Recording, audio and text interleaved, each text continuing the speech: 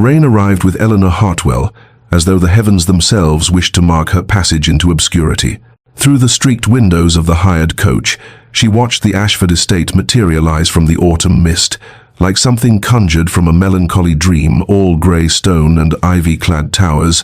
its chimneys disappearing into low-hanging clouds that seemed to press down upon the Derbyshire countryside with the weight of centuries. She was 26 years old, educated beyond her station and impoverished below her breeding, and she had come to this place with nothing but a battered trunk, a worn travelling cloak that had once been her mother's,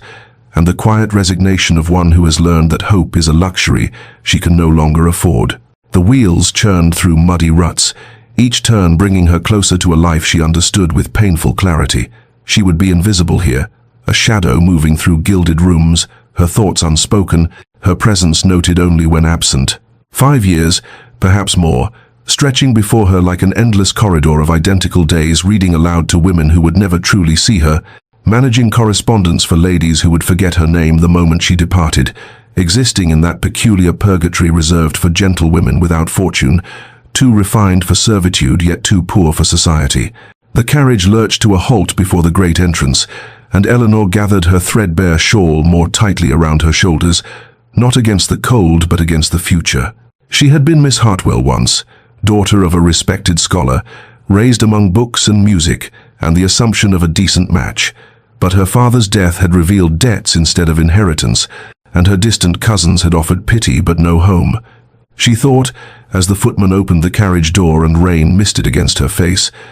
that this was not tragedy, but simply the quiet diminishment of circumstance, the way a candle flame grows smaller, not through sudden gust, but through the patient burning of hours. She stepped down onto the wet gravel, her half-boots thin enough that she felt every stone, and looked up at the house that would be her world. Somewhere within those walls, the Dowager Countess Ashford waited a woman Eleanor had never met, but whose reputation preceded her like winter before the snow, all coldness and exacting standards. Eleanor smoothed her skirts, lifted her chin with the dignity her mother had insisted upon, even in poverty's final days, and walked toward the entrance. She would be what she must be, competent, courteous, invisible. She would endure with grace, maintain her education in private hours, and ask nothing of the world but the small mercy of employment. The door opened before her, and Eleanor Hartwell stepped across the threshold into the autumn of her obscurity, carrying within her all the unspoken dreams she had taught herself to forget. The Dowager Countess Ashford received Eleanor in the morning room, a chamber so perfectly appointed that even the firelight seemed arranged for maximum effect, and the woman herself, tall, angular, dressed in unrelieved black, despite 3 years of widowhood, surveyed her new companion. With the detached assessment, one might give a piece of furniture being considered for purchase. "You come with adequate references," the Countess said, her voice carrying the particular crispness of one accustomed to immediate obedience. "And I am told you read French and Italian in addition to English. You will attend me each morning at 9 to manage my correspondence. You will read aloud in the afternoons. I cannot abide novels, only history and sermons, and you will accompany me on calls when I require a sensible presence.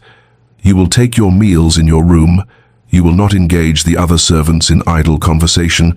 and you will remember that discretion is the highest virtue in your position." Eleanor stood with her hands folded, her spine straight, and murmured her understanding, feeling the familiar constriction of her new reality settling around her like a too tight bodice.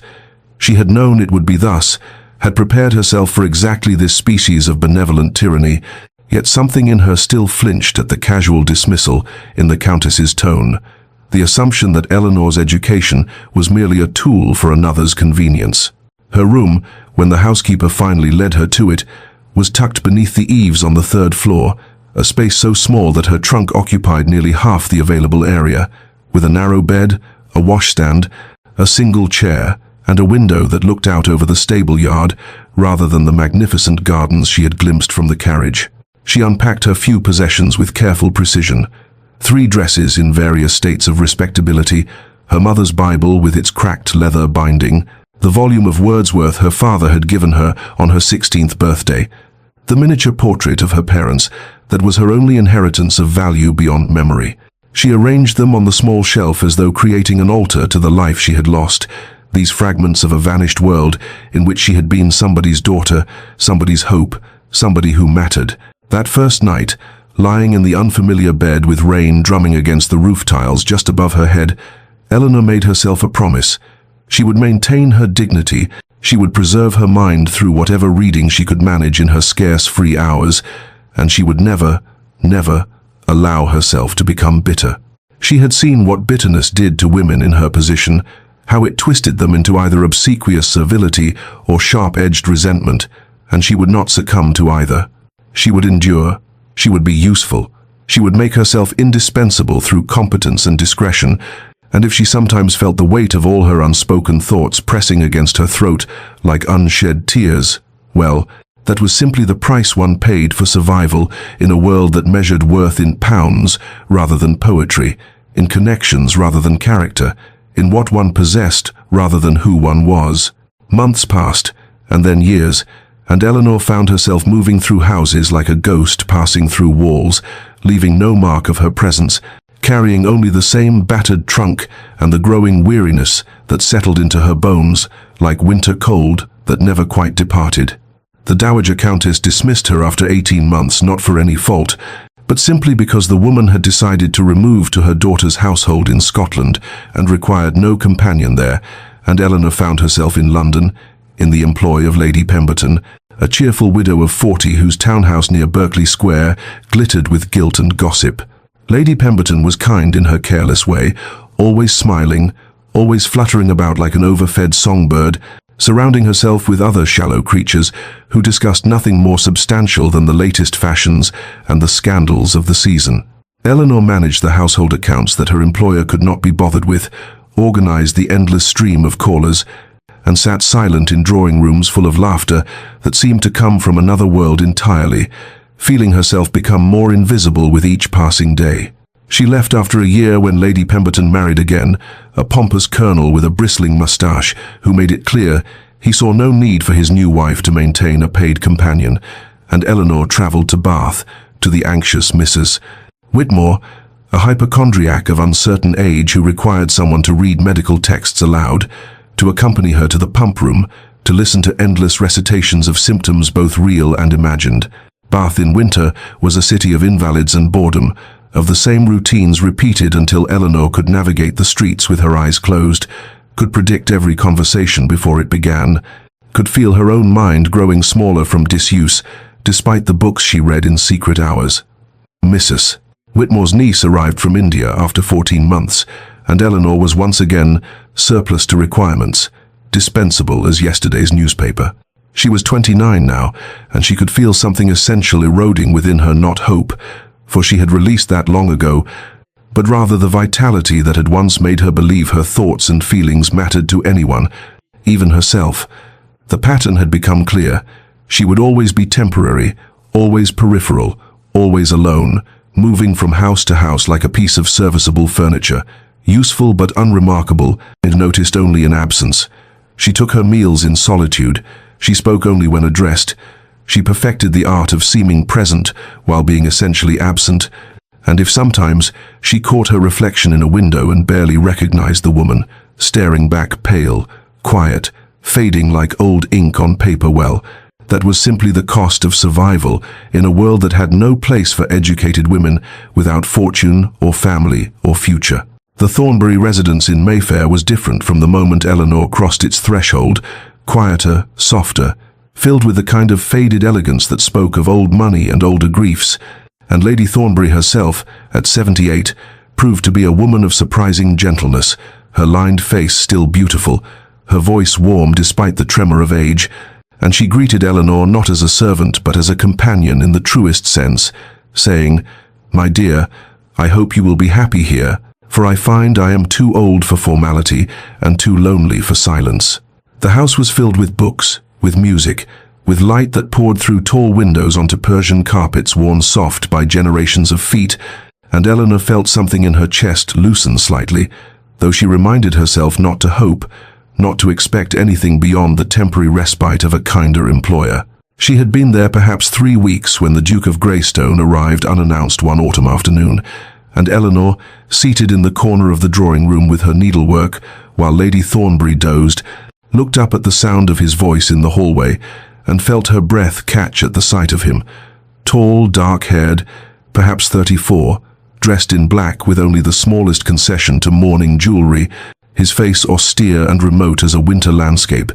beautiful in the way that broken things sometimes are when they have been carefully pieced back together but never quite whole again. Lady Thornbury woke and embraced him with evident affection, calling him "my dear Grayson," and he bent to kiss her cheek with a tenderness that seemed at odds with the severity of his expression, and Eleanor looked away, returning to her needlework, making herself invisible as she had learned to do, expecting no introduction, no acknowledgement of her presence. But later, when Lady Thornbury had gone to rest, and Eleanor sat alone in the library attempting to make sense of Dante's Inferno in the original Italian, a book she had found on the shelves and borrowed without permission, a small rebellion she allowed herself. She heard the door open and looked up, to find the Duke standing there, his dark eyes resting on the volume in her hands with unmistakable recognition. "You read, Dante," he said, and it was not quite a question, his voice low and slightly rough as though from disuse, and Eleanor felt heat rise to her cheeks as she stood, clutching the book, and prepared to apologize for the presumption of touching his aunt's belongings, but he continued before she could speak. "In Italian, it appears. The Longfellow translation is adequate, but nothing compares to the original music of the verse." She stared at him, uncertain how to respond, aware that this was the longest conversation she had held with a gentleman of rank in 5 years, aware too of something in his gaze that was neither condescension nor idle curiosity, but rather a kind of hunger, as though he had been starving for someone who understood what he was saying, and she found herself answering honestly, without calculation. "I find the music inseparable from the meaning translation always loses something essential, like trying to explain the color of sky to someone who has never seen it." And for just a moment, something shifted in his austere face, a crack in the ice, and he almost smiled before nodding once, and leaving her alone with her book and the strange, unsettling sensation that she had been truly seen for the first time in longer than she could remember. The Duke began appearing at his aunt's residence with a frequency that seemed, to Eleanor's carefully observant eye, unusual for a man of his standing and responsibilities, he who surely had estates to manage, parliamentary duties to attend, a vast world of privilege and power that should have kept him far from a Mayfair drawing room where an elderly woman took her tea and a paid companion sat silent in corners. At first, Eleanor told herself it meant nothing, that his increased presence was merely the natural concern of a nephew for an aging relative, but she could not help noticing the way his dark eyes would find her across a room, not with the lascivious interest she had learned to recognize and deflect during her years of service, but with something else entirely, a curiosity, perhaps, or a question he had not yet learned how to ask. He would arrive for afternoon tea and somehow contrive to sit where he might observe her without obviousness, and once, when Lady Thornbury asked Eleanor's opinion on a proposed charity for educating poor girls, Eleanor offered her thoughts with careful moderation, arguing that education was not charity but investment, that knowledge could not be unlearned, and therefore represented the only true path from poverty to independence, and she felt the weight of the Duke's attention like physical touch, saw the slight inclination of his head that might have been agreement or merely acknowledgement. Another day he found her in the morning room writing letters for Lady Thornbury, and paused to ask what she was reading for. There was always a book nearby, and her constant companions, through years of loneliness. And when she showed him the volume of Wordsworth's poetry, he quoted several lines from memory, then asked if she preferred the romantics to the moderns, and they spoke for perhaps 10 minutes about poetry and the consolations of beauty in a world that often seemed devoid of it. And Eleanor felt something dangerous unfold in her chest, a warmth she had not permitted herself in so long she had forgotten its name. He began staying for tea when previously he would have departed after a brief visit, and he would ask her opinion on matters both trivial and substantive, whether she thought the new gas lighting made reading easier or merely different, what she made of the railway expansion and its effects on the countryside, if she had thoughts on the Irish famine and the government's inadequate response, and always he listened as though her answers mattered, as though she were not merely a paid companion, but a person whose mind and judgment held value. Eleanor remained guarded, her responses polite but measured, for she had learned, through bitter experience, that kindness from the privileged classes was often casual, thoughtless, extended without awareness of how it might be received by those who had so little of it, and she would not mistake courtesy for genuine interest, would not allow herself to imagine that a duke might see anything in her beyond a temporary diversion, an educated woman whose conversation provided brief respite from boredom. She assumed nothing, expected less, and yet found herself listening for his footsteps in the hall, found her heart beating faster when he entered a room, found herself taking more care with her appearance on the days she knew he might visit, and hated herself for this weakness, even as she could not entirely suppress it. This small rebellion of hope against the iron discipline of self-protection she had cultivated, like armor against a world that had never been kind. Winter arrived with silent authority, transforming London into a study of greys and whites, frost etching delicate patterns on window panes, and the library at the Thornbury residence became a sanctuary against the cold, a room of deep burgundy curtains and leather-bound volumes, where firelight cast dancing shadows across oak shelves that reached toward high ceilings, and it was here that Eleanor and the Duke began to find each other with a frequency that seemed beyond coincidence, yet never quite crossed into deliberate arrangement. She would retreat there in the late afternoons when Lady Thornbury rested, seeking solace in books as she always had, and he would appear as though the library had summoned him too, and they would sit in separate chairs at first, reading in companionable silence, until one evening he asked what she thought of Milton's justification of God's ways to man, and she answered that she found Paradise Lost more compelling as a study of pride and longing than as theology, that Satan's rebellion interested her more than Adam's fall, because it spoke to the terrible courage required to choose damnation over submission, and the Duke had looked at her with something like recognition in his dark eyes and said, "Yes, exactly that, the tragedy of a will that cannot bend, even when bending might mean salvation." And from that moment their conversations deepened like a river cutting through stone, slowly but inevitably revealing what lay beneath the surface. He spoke of his late wife with a careful honesty that seemed to cost him, describing the 5 years of her decline from consumption, how he had watched her fade like watercolor in rain, how he had held her hand through endless nights and felt helpless against the inexorable progress of disease, how her death when it finally came was both agony and terrible relief, and the guilt of that relief had haunted him through 3 years of frozen isolation, in which he had performed his duties as Duke with mechanical precision, while feeling nothing at all, until something in his voice broke slightly, and Eleanor reached across the space between their chairs to touch his hand, just once, briefly, a gesture of shared understanding that said times, "I know what it means to lose everything and continue breathing anyway." She told him pieces of her own story in return, carefully edited but true enough: her father's death when she was 19, the discovery that his scholarly reputation had been built on borrowed money and false optimism, the auction of their house and books and every material memory of her childhood, her mother's retreat into invalidism and eventual death 2 years later, leaving Eleanor alone with nothing but her education and the realization that a gentlewoman's learning was worthless without fortune to support it, that she existed in a peculiar purgatory of being too refined for service, yet too poor for society, invisible to those above her station and suspect to those below. They spoke of philosophy and found they both believed that meaning must be created rather than discovered, that the universe was indifferent but human connection could carve beauty from that indifference, and they argued about poetry, whether Keats or Shelley better understood the relationship between beauty and truth, whether art should console or challenge, whether suffering ennobled or merely destroyed, and Eleanor felt herself coming alive in ways she had forgotten were possible, felt her mind expand and sharpen against his, felt the dangerous warmth of being truly heard. The winter deepened, and their library meetings became the axis around which her days turned, and she knew this was foolish, knew she was allowing herself to care when caring could only lead to loss, but in those firelit hours she chose to set aside caution and simply exist as herself, whole and unhidden,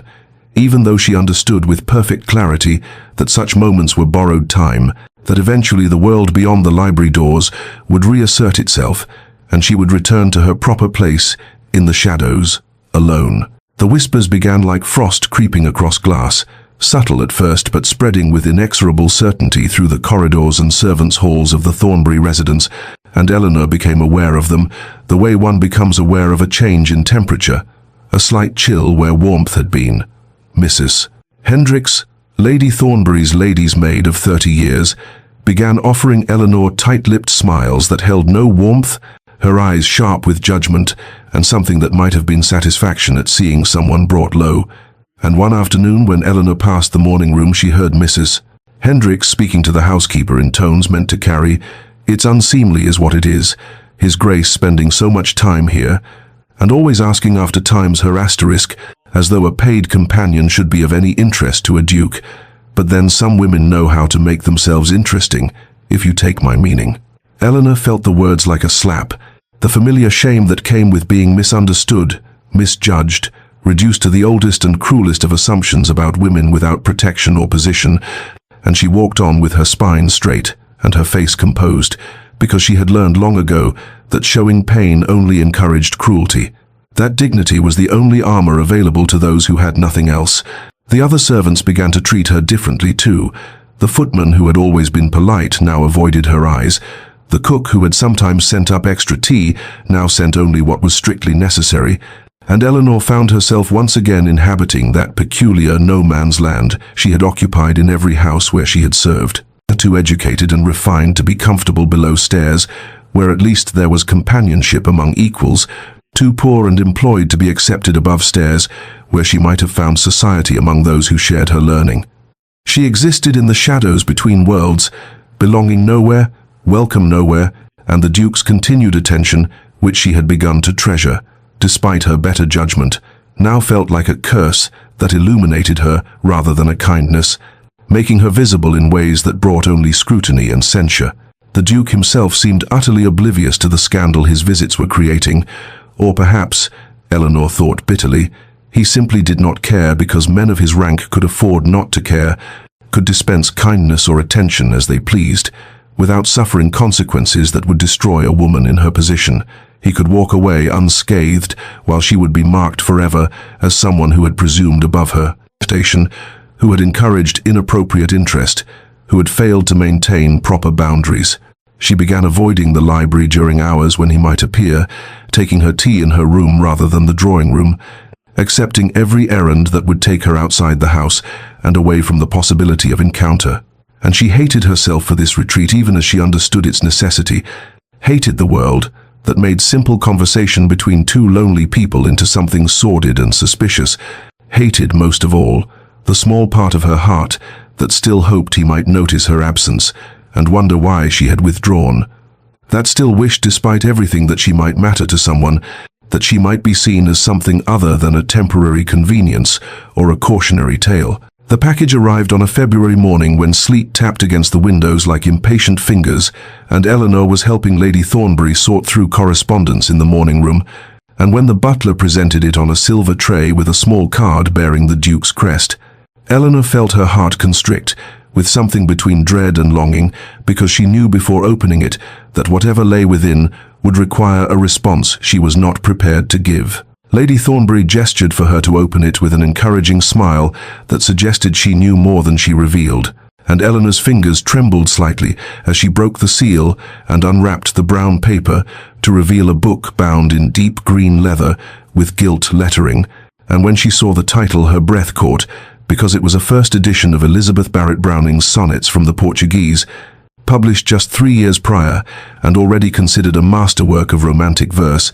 the kind of volume that belonged in collectors' libraries rather than in the hands of paid companions who owned nothing of value and had no right to such treasures. The card was brief, written in the Duke's precise hand. "You mentioned once that you found Sonnet Exlethin to be the truest expression of love you had encountered in modern verse. I thought you should have your own copy rather than borrowing from my aunt's shelves, Greystone," and Eleanor felt tears prick her eyes because the gift was impossible in every conceivable way. Far too intimate and personal to accept from a man to whom she was nothing but his aunt's employee, far too valuable for someone in her position to possess without inviting exactly the kind of speculation that already poisoned the household's atmosphere. Yet refusing it would be an insult to his generosity and kindness, would suggest she thought ill of his motives when she knew his heart was without calculation or impropriety, that he had simply wanted to give her something beautiful because he understood she had so little beauty in her carefully circumscribed life. She held the book with trembling hands and felt the weight of the choice before her. To accept was to acknowledge that something existed between them beyond the bounds of employer and companion, to admit that their library conversations had meant something more than intellectual exercise, to open a door she had been desperately trying to keep closed because she knew where such openings led for women of no fortune and uncertain position, knew that hope was the most dangerous gift anyone could offer her, because hope required vulnerability, and vulnerability invited devastation. Yet to refuse was to deny the truth of what she felt, to reject not just the gift, but the gesture of seeing her as someone worthy of thoughtfulness and care, to retreat once more into the protective shadows where she had learned to live half visible and untouchable. "It's beautiful, is it not?" Lady Thornbury asked gently,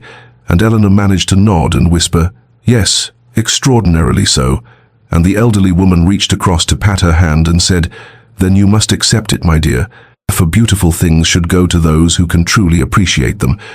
And Eleanor understood she was not speaking only of the book, but of something larger and more terrifying, some future possibility that Eleanor could not allow herself to imagine. She accepted with formal words of gratitude that felt hollow against the magnitude of what the gift represented. And that night in her small room, she opened the book to Sonnet XL30 and read, "How do I love thee? Let me count the ways," and felt something break open inside her chest. Some carefully maintained defense crumbling under the weight of longing she had forbidden herself to acknowledge. And she knew that this gift would haunt her precisely because it was given without expectation or demand, freely offered to someone the world deemed unworthy of such generosity. And that was perhaps the cruelest kindness of all, to be seen and valued when she had spent 5 years learning to be invisible. The summons came 3 days after Eleanor had begun avoiding the library altogether,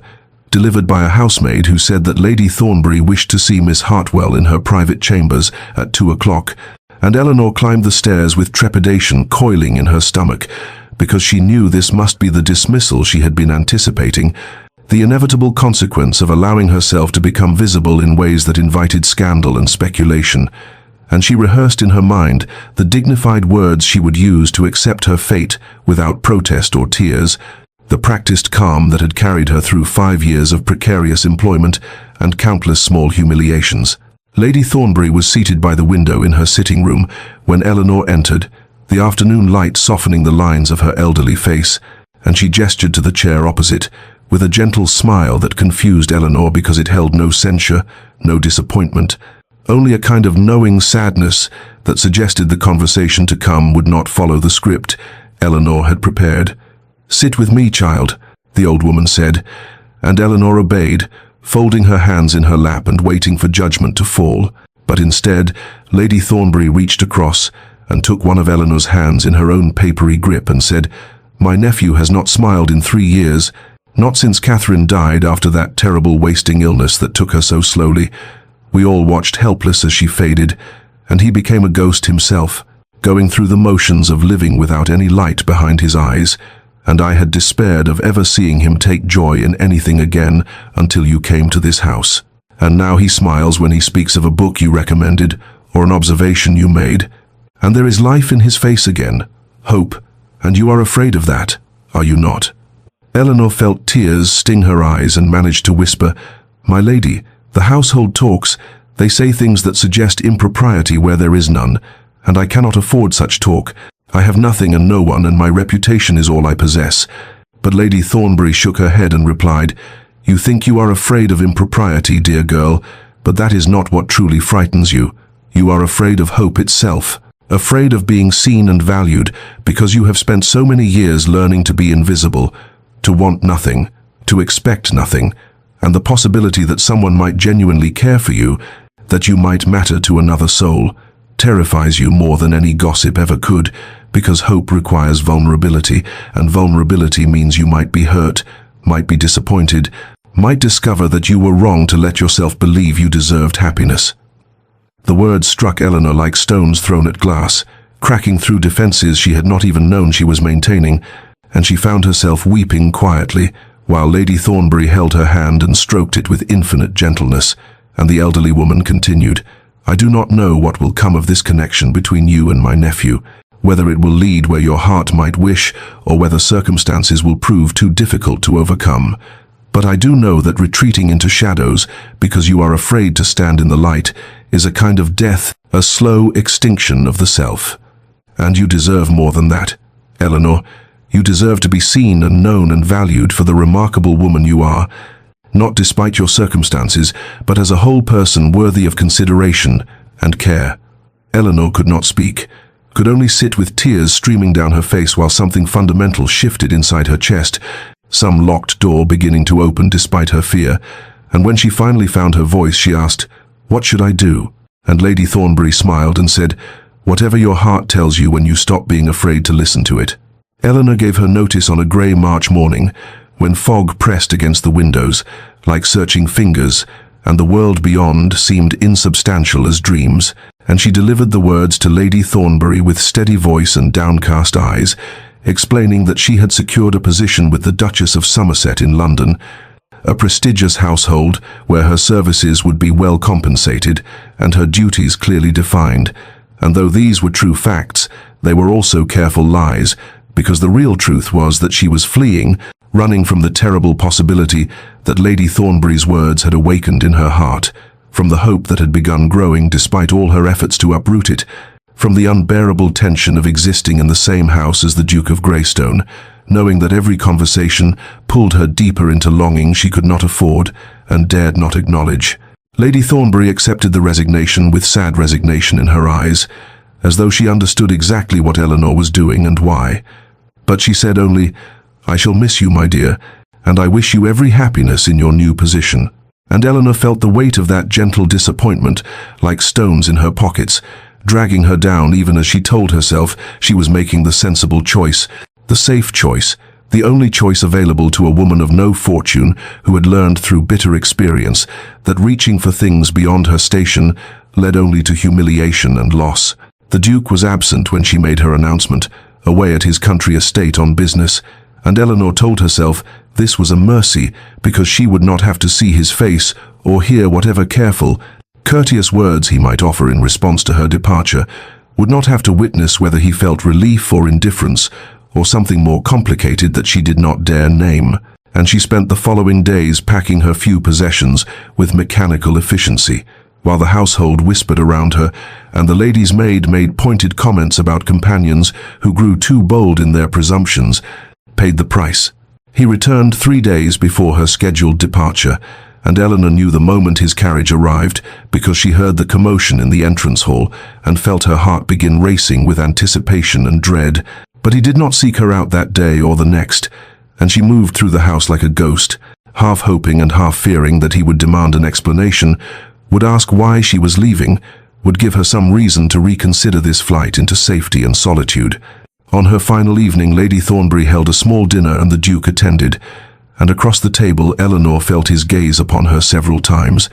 But when she dared to meet his eyes, his expression was unreadable, neither hurt nor relieved, neither pleading nor dismissive,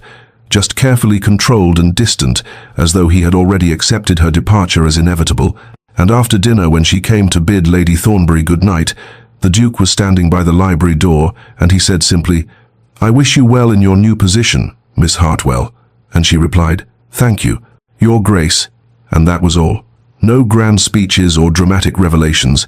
just formal courtesies exchanged between two people who had once talked of poetry and loss and loneliness in the quiet hours of winter evenings. And Eleanor told herself as she climbed the stairs to her room for the last time that this was exactly what she had wanted, this clean and unremarkable ending that would allow her to return to the invisible life she had known before hope had made her vulnerable, though the tears that came unbidden in the darkness suggested her heart understood what her mind refused to admit, that she was not fleeing towards safety, but away from the most dangerous and precious thing she had ever been offered, the possibility of being truly seen and genuinely valued by another soul. Months passed in the Duchess of Somerset's London townhouse, like water flowing over stones, each day wearing away another small piece of Eleanor, until she sometimes looked in the mirror and barely recognized the hollow-eyed woman staring back. And though the rooms were gilt and magnificent, draped in silks and filled with hothouse flowers even in winter, there was a suffocating quality to the luxury that made Eleanor feel as though she was slowly drowning in velvet and propriety and endless, meaningless demands. The Duchess was a woman of 60 with the temperament of a spoiled child, given to sudden rages over trivialities, a letter delivered 5 minutes late, a ribbon the wrong shade of blue, Eleanor's failure to anticipate some unspoken preference, and then equally sudden episodes of cloying affection, where she would shower Eleanor with cast-off jewelry and expired invitations to events Eleanor could never attend. Gifts that felt more like mockery than kindness, reminders of the chasm between their positions that no amount of shared time could bridge. Eleanor performed her duties with mechanical precision, reading aloud from novels she did not absorb, writing letters in the Duchess's overwrought style, organizing social calendars for gatherings she would never join, and all the while she felt herself becoming precisely what she had feared most during those first desperate months of companionship 5 years ago. Invisible, interchangeable, a function rather than a person, valued only for her utility and easily replaced should she fail to provide adequate service or sufficient entertainment. At night in her room, which was larger and finer than any she had occupied before, decorated in pale green silk with a view of the garden,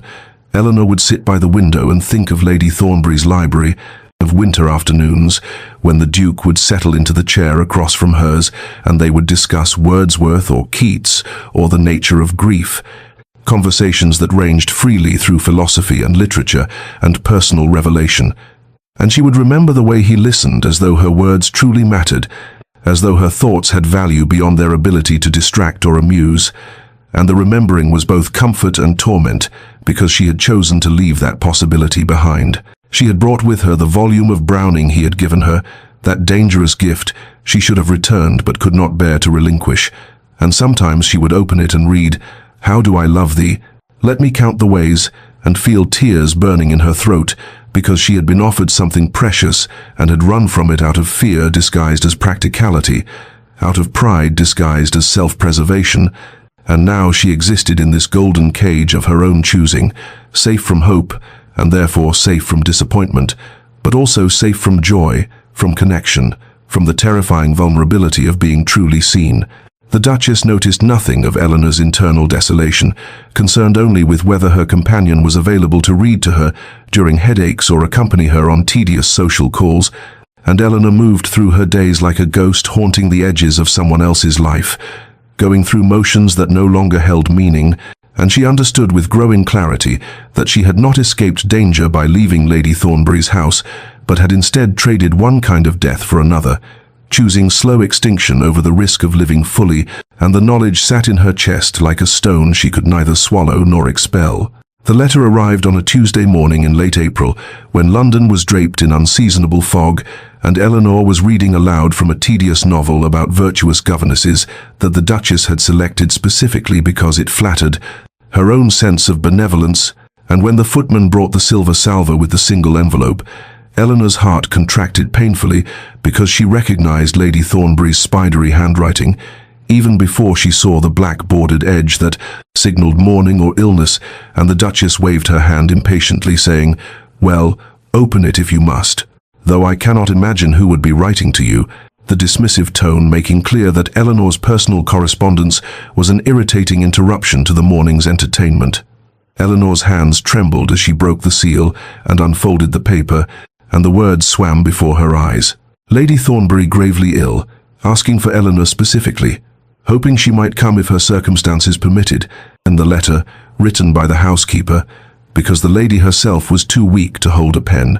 and Eleanor felt the world tilt sideways, because this woman, who had shown her unexpected kindness, who had tried to teach her that she deserved more than invisible servitude, was dying and wanted her presence, and the wanting mattered more than Eleanor could articulate even to herself. She looked up to find the Duchess watching her with sharp curiosity, and said carefully, "Lady Thornbury, my former employer, is gravely ill and has requested that I visit her if possible," and she heard the pleading note in her own voice, hated herself for it even as she could not suppress it,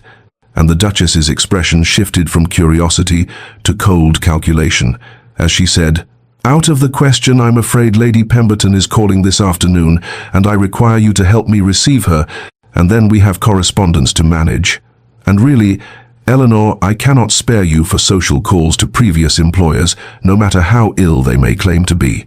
The refusal landed like a physical blow, and Eleanor sat very still as something crystallized inside her, some core of herself that had been slowly reforming during these hollow months of golden captivity. And she heard herself say with a clarity that surprised them both, "Then I must tender my resignation, Your Grace," effective immediately, and the Duchess's face flushed with outrage as she sputtered about contracts and obligations and the impossibility of finding a replacement on no notice. But Eleanor was already standing, already moving toward the door, already choosing for the first time in 5 years to honor what she wanted rather than what was expected or safe or sensible. The Duchess called after her that she would provide no reference, that Eleanor would never find another position, that she was throwing away her future out of misplaced sentiment, and all of this was certainly true. Every word a nail in the coffin of Eleanor's prospects, but she climbed the stairs to her room and began packing her trunk anyway, hands steady now with purpose, because Lady Thornbury was dying and had asked for her, and this mattered more than security or reputation, or the careful preservation of a life that had already become a kind of death.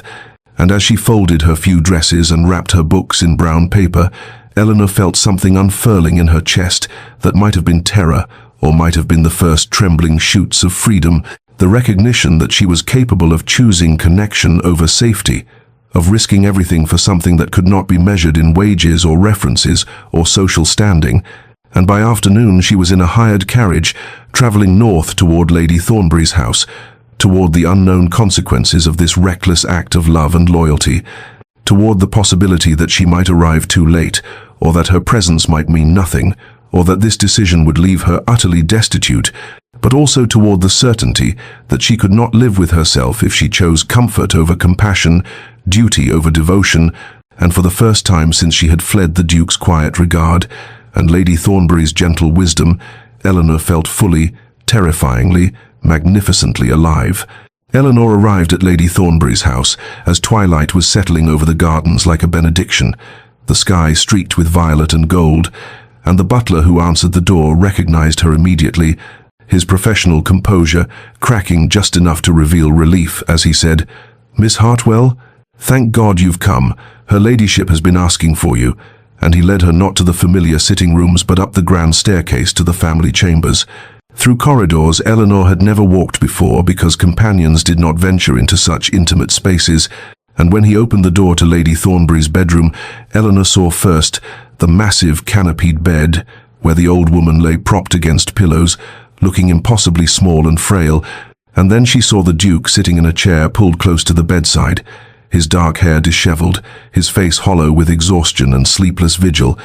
and their eyes met across the room with a jolt of recognition that contained everything they had left unsaid during Eleanor's abrupt departure months before. Lady Thornbury's eyes opened at the sound of the door, and when she saw Eleanor, a smile transformed her wasted features as she whispered, "You came. Child, I feared you would not." And Eleanor crossed to the bed and took the old woman's hand, which felt light as paper and cold, despite the fire burning in the grate, and she said with tears threatening, "Of course I came, my lady, how could I not when you asked for me?"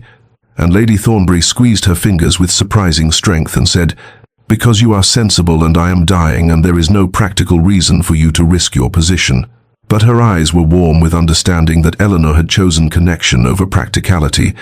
had finally chosen with her heart rather than her fears. The Duke rose and offered Eleanor his chair, and when their hands brushed during the exchange, Eleanor felt the same electric awareness that had frightened her into flight.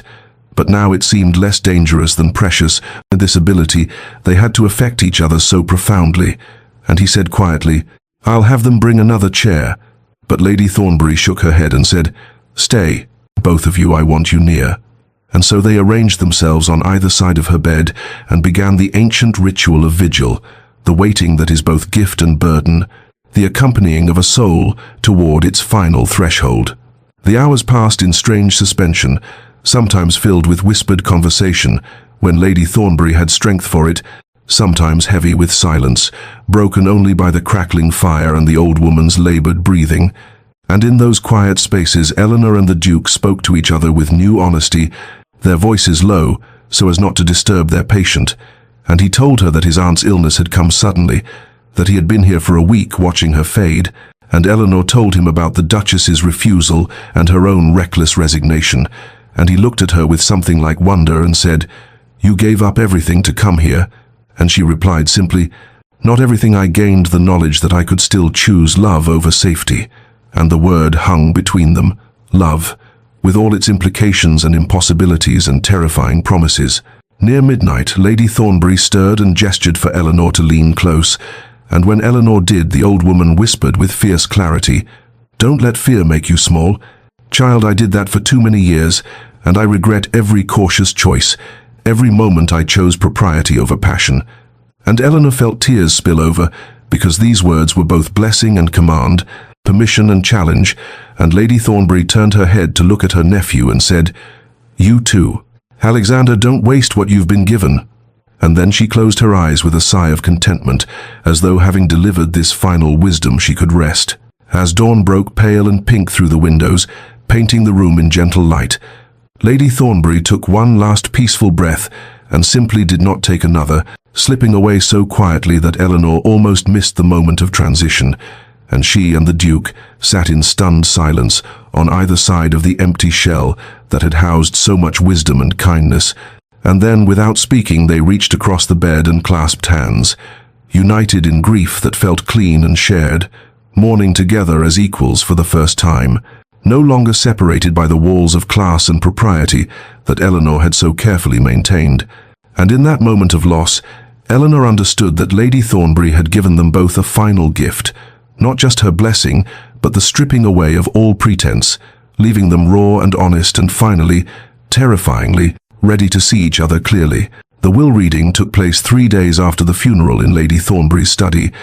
a room Eleanor had never entered during her employment because it had been the old woman's private sanctuary, and now she sat uncomfortably on a straight-backed chair while the solicitor, a dry elderly man named Mr. Pemberton, arranged his papers with meticulous precision, and the Duke stood by the window looking out at gardens still beautiful, despite being touched by early summer heat, his black mourning clothes making him seem even more remote than usual.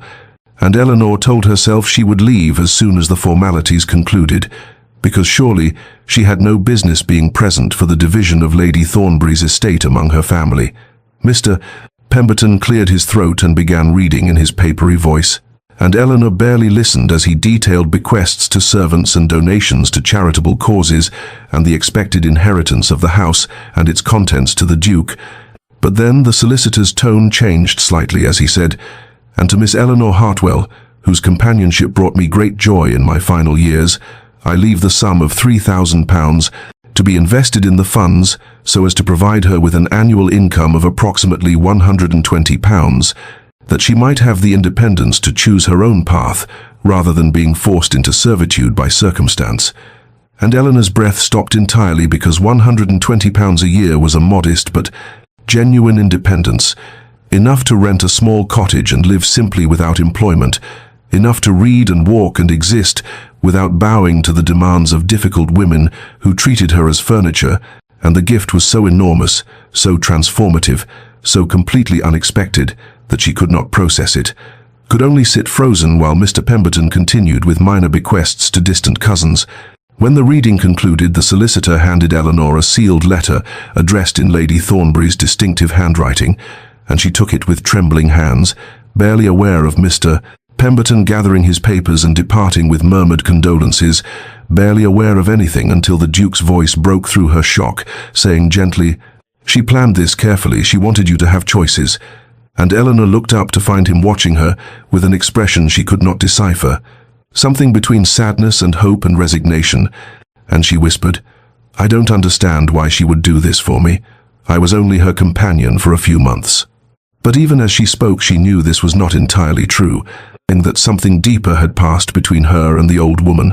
some recognition and affection that transcended the boundaries of employment. The Duke moved closer and said,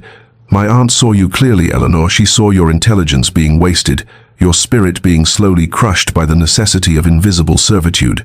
and she wanted to give you what she herself never had until widowhood freed her, which was the ability to choose your life rather than having it chosen for you by poverty or propriety. And hearing him speak her given name so naturally, without the Miss Hartwell that marked distance and formality, made Eleanor's heart contract painfully, because they were alone now without Lady Thornbury's presence to mediate between them, alone with all the unspoken feelings and impossible longings that had driven Eleanor to flight months before, and she stood abruptly and said, "I should go. I need to think. I need to," but she could not articulate what she needed, because she was facing a terrifying question that Lady Thornbury's generosity had created. If she was no longer bound by financial necessity, if she could choose freely without fear of destitution, what did she actually want? And the answer, whispered through her like wind through empty rooms, was standing 3 feet away, watching her with dark eyes that contained their own careful hope. But wanting something and being able to accept it were entirely different challenges,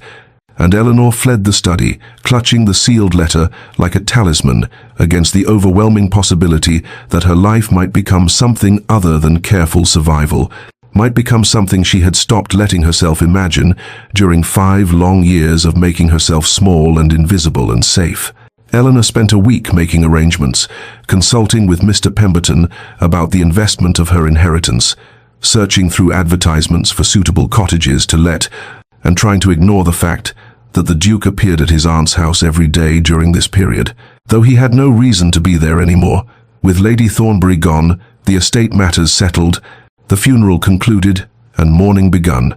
Yet he came nonetheless, and found excuses to cross her path in corridors or the garden, in his presence, both comfort and torment, because Eleanor knew what she had to do, even as every fibre of her being resisted doing it, knew she had to leave London and leave him, and build a life of careful solitude, rather than risk the impossible dream his steady gaze seemed to offer. She found a cottage finally, a small stone dwelling in Derbyshire with a garden and 2 bedrooms and a rent of £25 annually, leaving her nearly £100 for living expenses, more money than she had ever commanded in her life.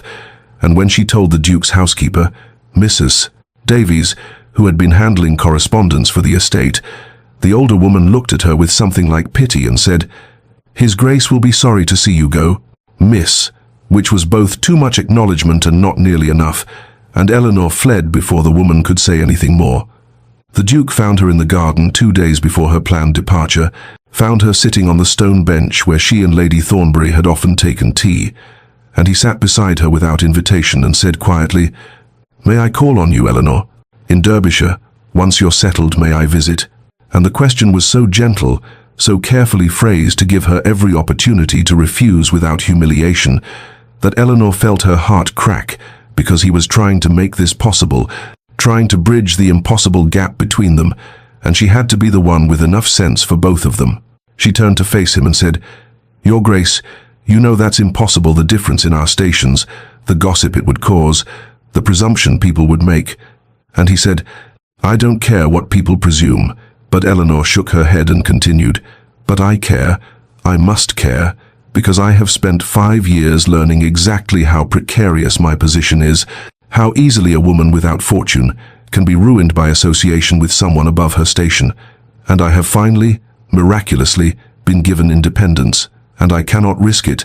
I cannot risk becoming an object of scandal or speculation or pity." And she heard her voice rising with passion she could not control, heard herself saying things she had rehearsed, but which sounded hollow now when spoken aloud. The Duke listened without interrupting, his dark eyes never leaving her face, and when she finally fell silent, breathless and miserable, he asked only one question, his voice very low and very steady, "Are you refusing because you don't care for me, Eleanor, or because you do?" And the question hung in the air between them like something sharp and glittering, demanding honesty she was not prepared to give, because if she admitted the truth that she had been half in love with him since their first library conversation, that she thought of him constantly, that his presence made her feel seen and valued in ways she had forgotten were possible, then she would have no defense left against hope, and hope was the most dangerous thing she could allow herself. So she stood abruptly and said, "I cannot answer that question, Your Grace. Please do not ask it of me." and she walked away quickly before he could see the tears that were sliding down her cheeks, walked away from the only person who had ever looked at her and seen not a useful employee, or a tolerable companion, or an invisible necessity, but simply Eleanor, complex and intelligent, and worthy of being known, and the leaving felt like tearing something vital from her chest. But she did it anyway because 5 years of survival had taught her that safety mattered more than happiness. That caution was wisdom and hope was foolishness, even as a small voice whispered that Lady Thornbury had warned against exactly this choice, had begged her not to let fear make her small. But Eleanor silenced that voice and kept walking, kept choosing the careful prison of solitude over the terrifying possibility of being truly, devastatingly seen. The cottage in Derbyshire was everything Eleanor had imagined when she signed the lease, small and stone with ivy climbing its eastern wall, a garden that had gone somewhat wild during its vacancy, 2 rooms downstairs and 2 above, windows that looked out over rolling hills where sheep grazed in distant fields. And yet when she arrived in late October with her few trunks and fewer expectations, when she unlocked the door and stepped into rooms that smelled of dust and disuse, she felt not the relief she had anticipated, but rather a hollowness that seemed to expand with each passing day until it filled every corner of her carefully chosen sanctuary. Winter came early that year, settling over the hills like a held breath, and Eleanor established routines meant to give shape to days that otherwise threatened to blur into formless succession.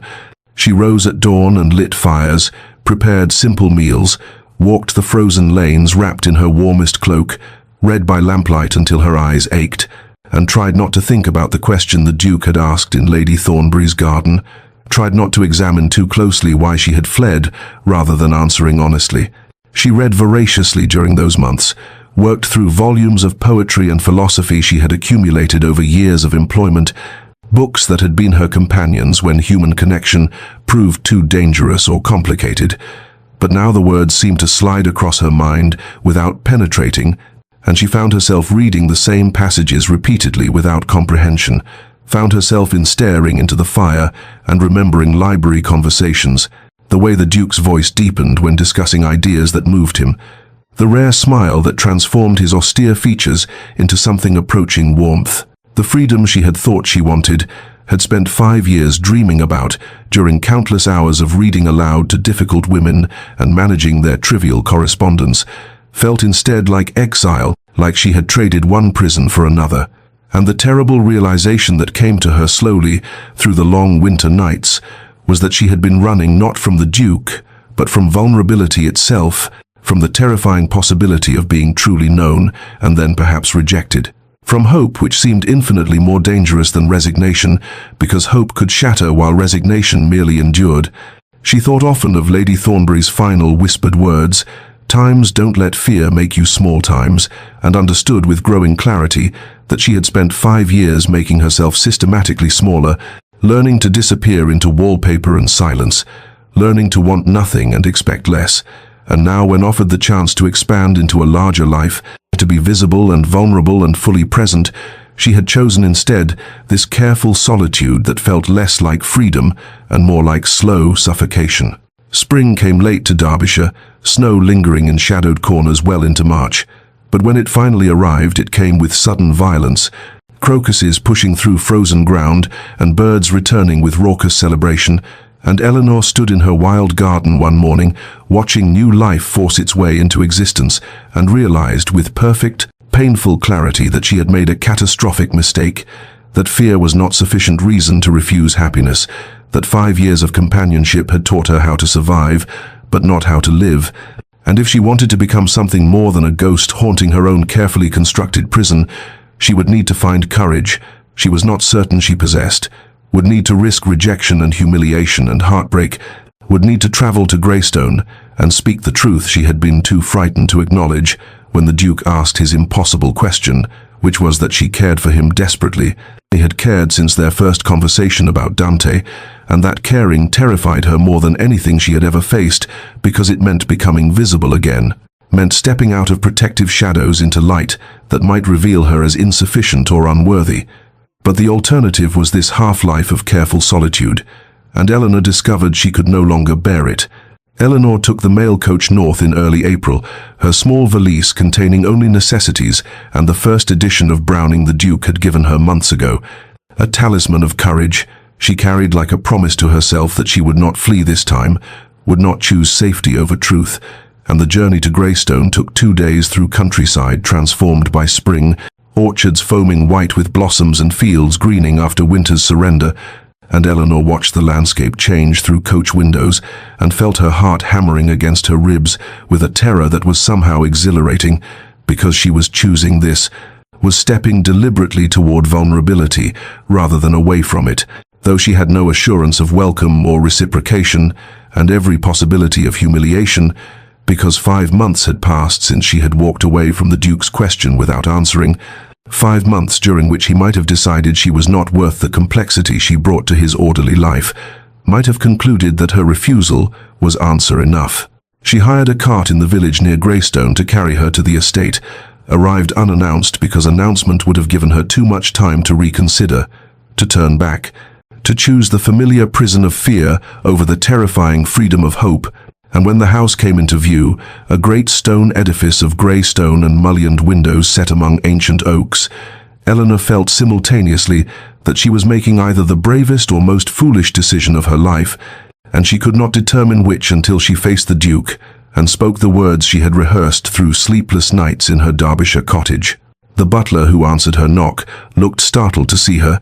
but admitted her with professional courtesy when she asked if His Grace was at home, and he led her not to a receiving room, but through the house to the gardens, because, he explained, the Duke spent most afternoons there since the weather had turned fine, and Eleanor followed him through corridors lined with portraits of stern-faced ancestors until they emerged into formal gardens, where spring had exploded in riots of daffodils and early roses, and there, kneeling among flower beds with soil on his hands and shirt sleeves rolled to his elbows, was the Duke, looking so different from the austere figure she had known in London that Eleanor stopped walking and simply stared until he glanced up and saw her and went absolutely still. She dismissed the butler with a gesture before the man could announce her, needed to do this without witnesses or formality, and she walked forward across perfect lawn until she stood at the garden's edge, looking down at the Duke, who had risen to his feet but made no move to approach her, his dark eyes searching her face with an intensity that made her feel transparent, and Eleanor drew a breath that seemed to fill her entire body and said without preamble, "I was afraid I have been afraid for so long that I forgot what it feels like to want something more than safety, to risk heartbreak for the possibility of happiness, and you asked me a question in Lady Thornbury's garden that I could not answer, because answering honestly would have destroyed every defense I had built during 5 years of making myself invisible. But I can answer now. I must answer now because winter in Derbyshire taught me that survival is not the same as living, and fear is not sufficient reason to refuse joy. So I will tell you the truth, which is that I care for you desperately. I have cared since our first conversation about Dante, though I would not admit it even to myself, and I know the gap between our positions makes this impossible by every measure society recognizes. I know I bring you nothing but complication and potential scandal,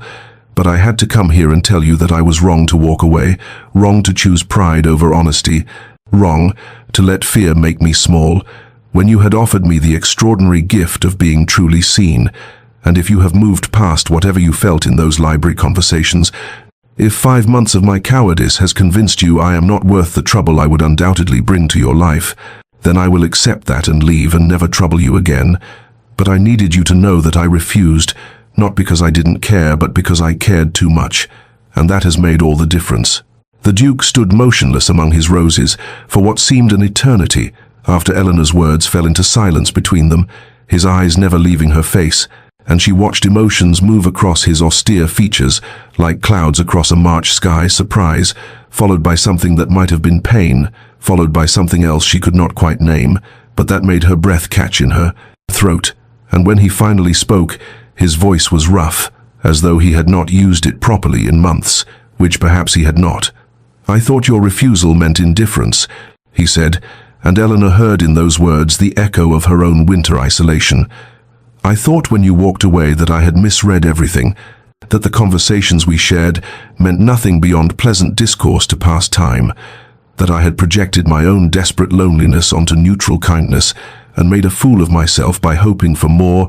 but I could not quite convince myself to stop hoping, even when logic demanded it. Even when 5 months passed without word, and I told myself daily that you had made your position clear and I should respect it and move forward with my life, as it was before you entered Lady Thornbury's drawing room and made me remember what it felt like to be fully alive. He stepped forward then, closing the distance between them until Eleanor could see soil under his fingernails and a smudge of dirt on his collar, and the way his dark eyes had gone brilliant with something she recognized now as hope tempered by caution, and he continued speaking as though the words had been damming up inside him for months and now could not be stopped.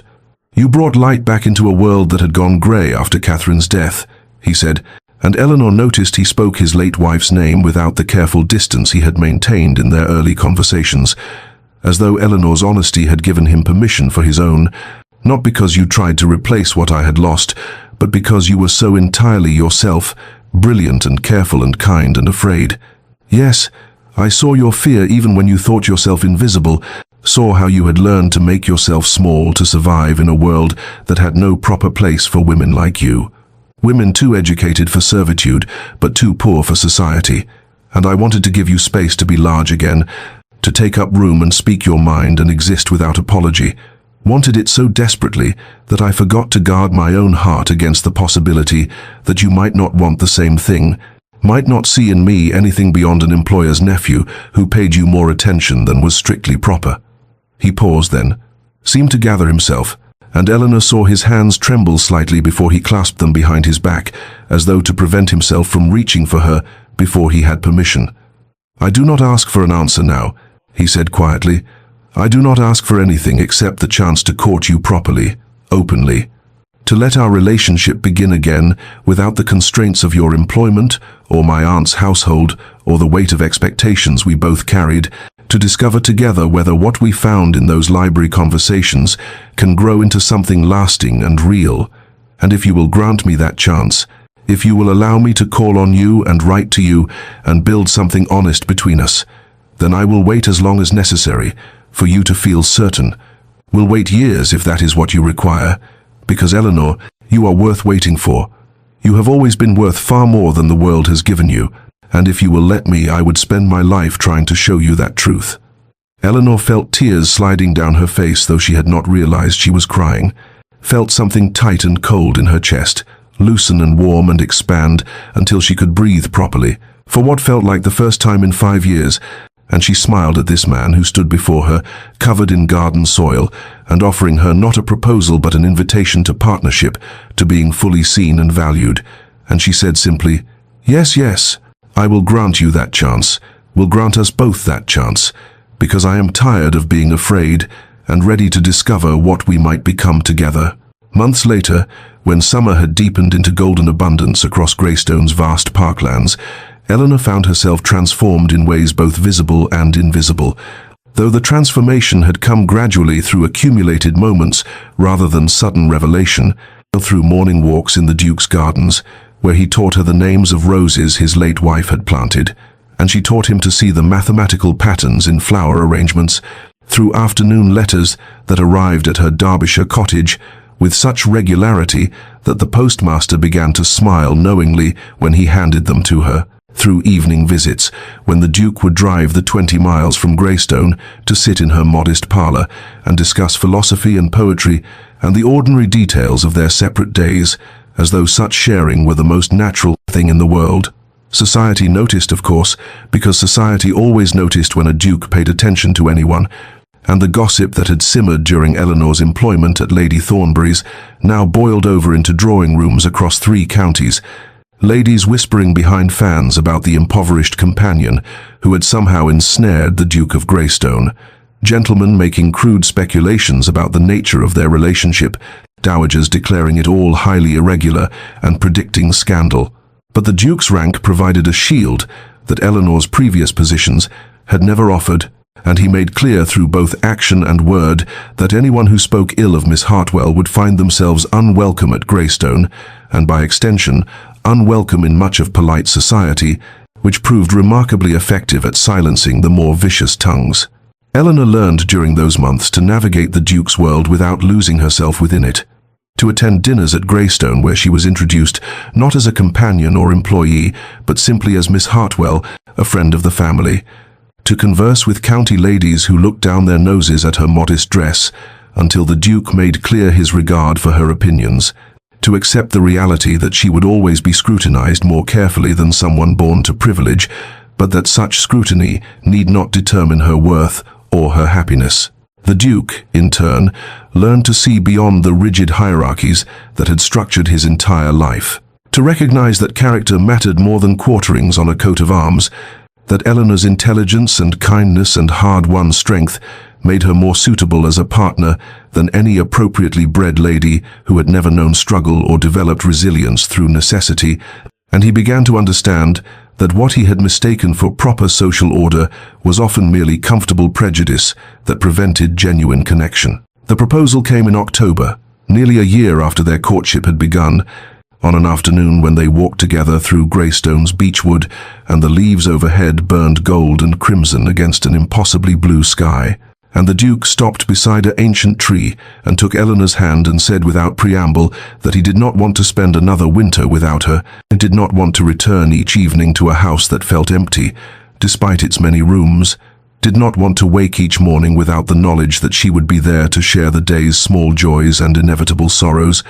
and he asked not whether she would marry him, but whether she would be his partner in building a life that honored both of them, that made space for her love of learning and his need for purpose, that created something new rather than forcing her to fit into something old. Eleanor said yes, with tears streaming down her face and laughter breaking through her voice,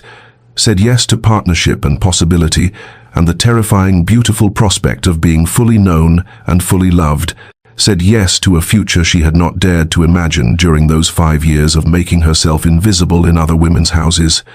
And the Duke kissed her there among the golden leaves with a tenderness that felt like coming home to a place she had never known existed. 3 years after Eleanor Hartwell became the Duchess of Greystone, on an April afternoon when sunlight streamed through the tall windows of the estate's library and illuminated dust motes that drifted like golden snow through air scented with leather bindings and beeswax and the sweet violet perfume. Eleanor had finally allowed herself to wear without guilt. She sat in the window seat with her daughter Anne perched on one side and her son Thomas on the other, reading aloud from a collection of fairy tales while both children listened with the peculiar intensity of the very young encountering magic for the first time, and she thought with quiet wonder how impossible this scene would have seemed. To the woman who had arrived at the Ashford estate 6 years ago with nothing but a worn traveling cloak and carefully guarded dignity, and the bone-deep certainty that she would live and die invisible in other women's houses. The Duke entered the library as she finished the tale of the princess who learned to speak honestly instead of prettily,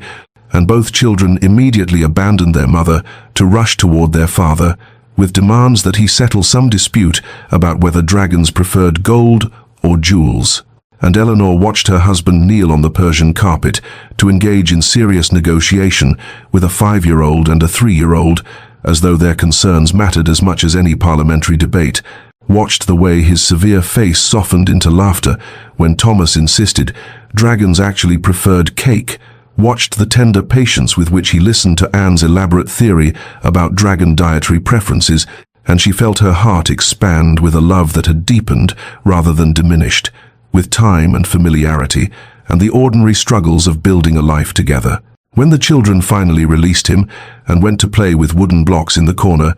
the Duke crossed to Eleanor and drew her to her feet and into his arms in a gesture that had become so natural over 3 years of marriage that she no longer felt the instinct to pull away or make herself smaller or wonder if she deserved such tenderness, and he said quietly into her hair the words he had spoken on their wedding day and repeated countless times since, with no diminishment of sincerity, "You are my greatest treasure, Eleanor, not despite where you came from, but because of who you became through it, because you learned strength and compassion and courage in circumstances that might have made you bitter or small, and I am grateful every day that you found the bravery to risk hoping again, and to come to my gardens that spring morning and tell me you were ready to stop running from the possibility of happiness." Eleanor lifted her face to kiss him gently, tasting in that kiss all the ordinary extraordinary days they had shared and would share, the arguments and reconciliations and quiet evenings and shared laughter and the slow, patient work of building partnership. And she thought how Lady Thornbury had been right, that fear must not be allowed to make us small, how the 5 years she had spent learning to disappear had taught her exactly what she was willing to risk visibility for, how the greatest courage is not the absence of fear, but the decision to reach for joy despite it. Dear listener, perhaps you too have learned to make yourself invisible, to guard your heart so carefully that no one can see inside, to believe that safety lies in expecting nothing and risking less. And perhaps, like Eleanor, you have convinced yourself that this is wisdom rather than wounds speaking. But I would gently suggest that there is a difference between protecting yourself and imprisoning yourself, between caution and the refusal to hope,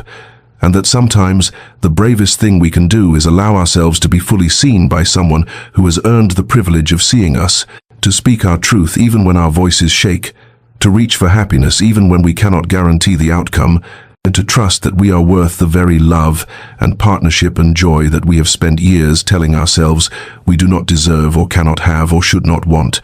Your worth is not determined by the positions you have held, or the houses you have served, or the ways the world has tried to make you small. You carry within you the same capacity for transformation that Eleanor discovered, the same potential for a life built on honesty rather than fear, on connection rather than isolation, on the courage to hope even after hope has disappointed you, and if you will grant yourself permission to want more than mere survival, to believe that you deserve to be valued for exactly who you are, to risk the vulnerability of being fully known and fully present in your own life, then perhaps you too will discover that the greatest treasures are not the things we grasp, but the moments we allow ourselves to receive. May you find the courage to stop making yourself invisible. May you discover partnership that honors your whole self. May you learn that fear is not enough reason to refuse joy, and may you rest tonight knowing that your story, like Eleanor's, is still being written, and the best chapters may yet lie ahead. This story comes to you from Whispered Chronicles, where we believe every heart deserves to hope again. Please like and subscribe to hear more tales of transformation and the courage to be seen.